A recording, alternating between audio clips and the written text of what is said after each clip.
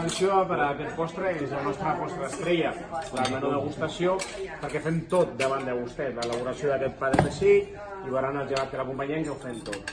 Us ho deixo amb les meves companyes que els acabaran d'explicar.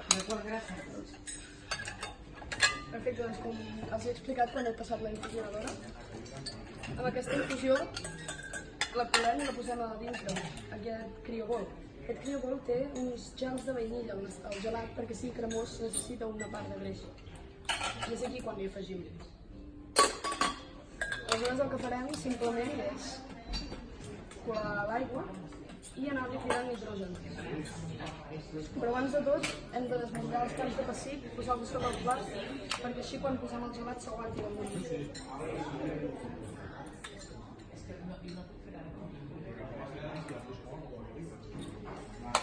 Llavors, a sobre d'aquest plat, ara ho veureu, hi ha uns puntets. Uns són de mel amb pi, un gel de mel amb pi, i l'altre un cremós de xocolata amb pebre. Llavors també hi trobareu una pell així cruixent, que és de topinàmbur, és un tubercle, i aquesta pell el que fem és, quan el pelem, el banyem a l'oliva i ho assequem amb una màquina deshidratadora.